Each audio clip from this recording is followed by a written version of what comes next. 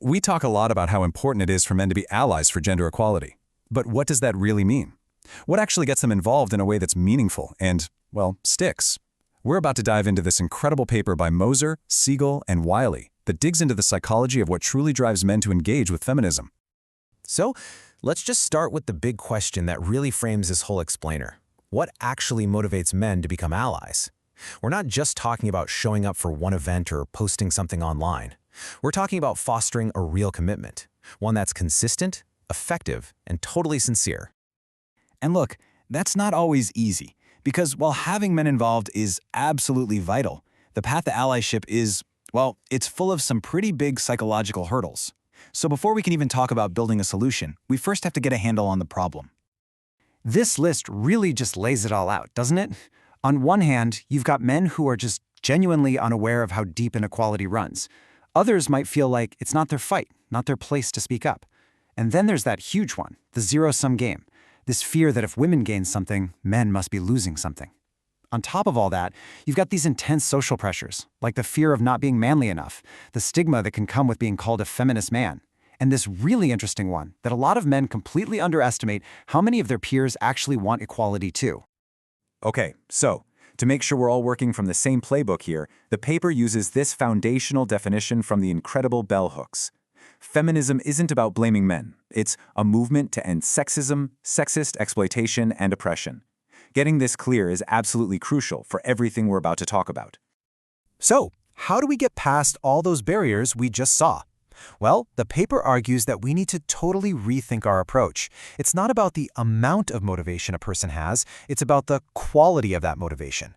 It's all about shifting from a feeling of I have to do this to a genuine I want to do this. And this breaks it down perfectly. On the one side, you have controlled motivation. That's when you do something because of pressure or guilt or shame. It's flimsy, right? It's not built to last, and sometimes it can even backfire. But on the other side, you have autonomous motivation. This is the good stuff. This comes from a deep personal place, when you act because it lines up with your own core values.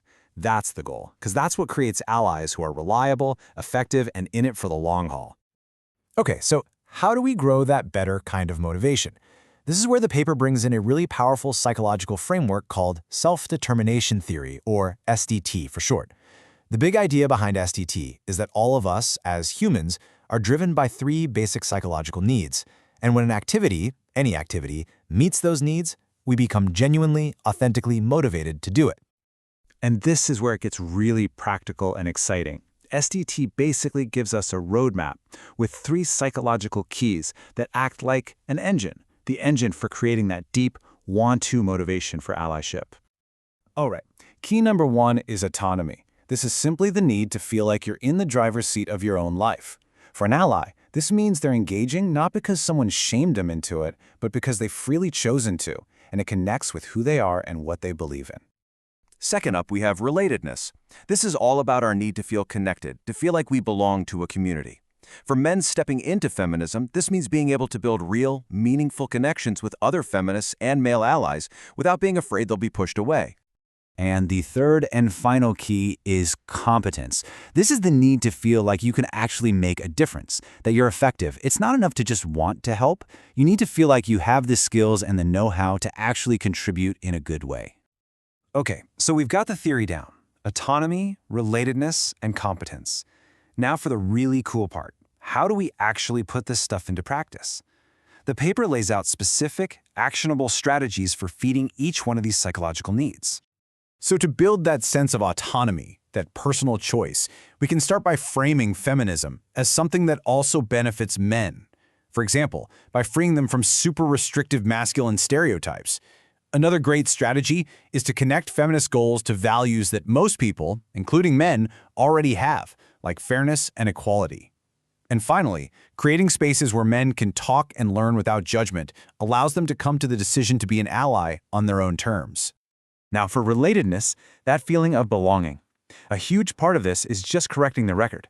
Remember how we said men underestimate how many other guys support equality? Well, by showing that this support is actually the norm, we lower that fear of being the odd one out.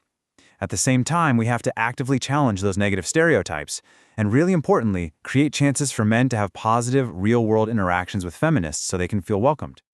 And lastly, to build competence, we've got to get concrete. It's about offering actual skills, like here are 3 phrases you can use when you hear a sexist joke. It also means showing men the proof that their actions have a real positive impact. That boosts their confidence. And of course, highlighting other men who are doing this work gives them a relatable, clear example of what being an effective ally can actually look like. So let's pull this all together. Why are we going through all this trouble to cultivate a very specific kind of motivation? Well, because, honestly, the future of the movement for gender equality really depends on it. At the end of the day, the paper's core conclusion is this: that sincere, autonomous motivation, it's the secret ingredient.